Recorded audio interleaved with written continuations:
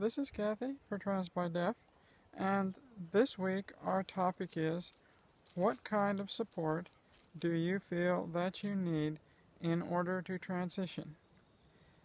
This topic, I think, is a very important topic to those people who are considering transition so that they will look at the things that they need in order uh, to prepare themselves for transition before they come out. I would like to go back to my transition history and talk and illustrate some of the points that I would like to make.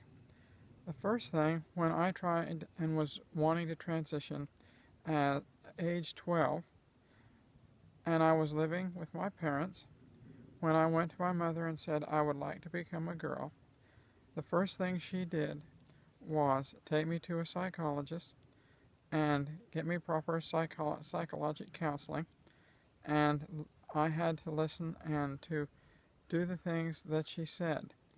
I had no resources since I was living at home. I had no place to go. I had to rely on my mother's and father's support in order to transition.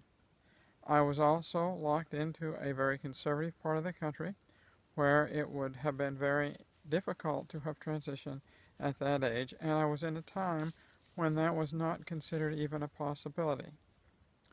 When I fast forward to the mid 70s when I was in college, and I tried to transition at age 22, and I was working a part-time job to get money to go to college. I was going to a university. I was still living at home, trying to make ends meet, trying to get enough money for me to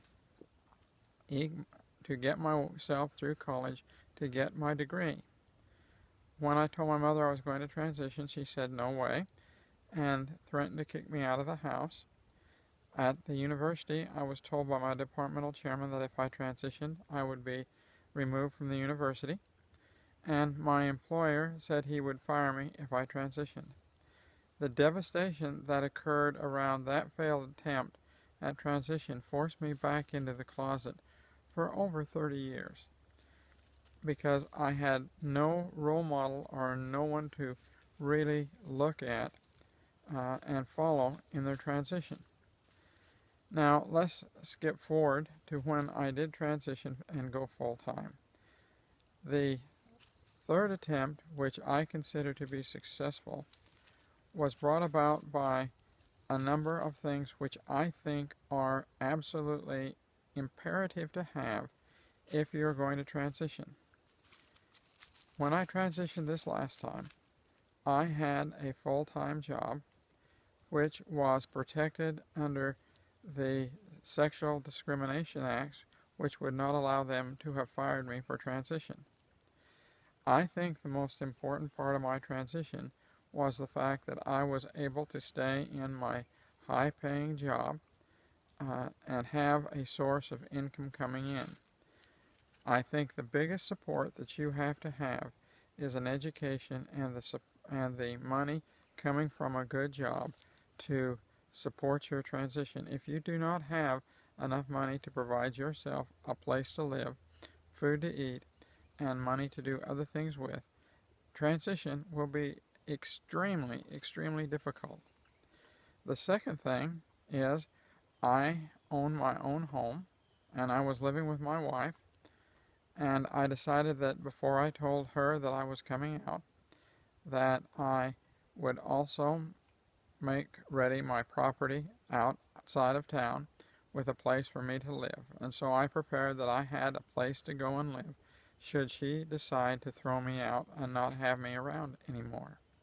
And I thought that was a very important part of what I was doing, was having a place to live during transition that was a sure thing. The next thing which I think is very important to transition is the idea or concept that what is your family going to do? You have to be prepared for the worst, and you have to look at what is going to happen to you if you transition with your family, friends, and everybody. can you emotionally handle losing your family, losing all of your friends, and still keep going? When I transitioned this last time, I was to the point where I said if I lose my family, I will just have to live with it. And I will miss them. But on the support side, my wife said, I will stay with you, I love you, and I will support you.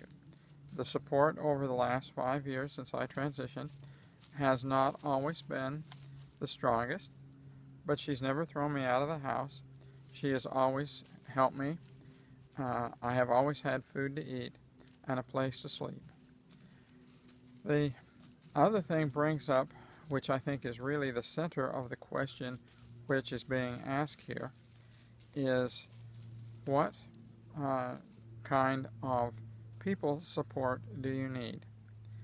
I live in a very rural part of East Texas with very small towns. There are no other transgender people around me. I know of nobody that lives in the community that I live in that's transgender. I am it. In order for me to have any kind of support personnel to help me through, I have to go to Houston. I am very grateful for the support that Christian Williamson of the Houston Transgender Center has given me, and the help and support they have given me there, and the recommendations for physicians and doctors and other things, which brings up a point. If you're transitioning, you need to know where you're going to get your hormones. You need to know where you've got doctors and psychologists and psychiatrists who can help you get through the steps. You have to have a psychiatrist first for 2 or 3 weeks, for 2 or 3 months. Then you have to go to the hormones doctor, and he has to prescribe hormones. Your health has to be good enough that you can handle that. So those are very important in transition as well. The next support that I have not had, which I wished I had, were a sequence of friends who were transgender. Just about everybody that I watch on YouTube seems to have friends that they go and see. Where I have made the substitution there for friends is through the internet. When I first considered and wanted desperately to become a woman, I happened to run across the YouTubes by Erin Armstrong, typically referred to as Grisno. I watched her go through transition in New York, making videos in the basement of some type of building that she was working in, and I listened to what she had to say. At about the same time, I ran across an older lady that was my age, Steffi, who later brought on Stephanie, and they were very influential in my transition. They helped me to do things and realize the steps that I needed to go through. The other people who are important really are Jen and Rosie, and I know that if Rosie watches my videos, I don't mean to hurt your feelings, Rosie, but Jen really did a lot to help me transition. Both Jen and Rosie have provided role models of what I should be after transition and showed me all of the fun things that they can do.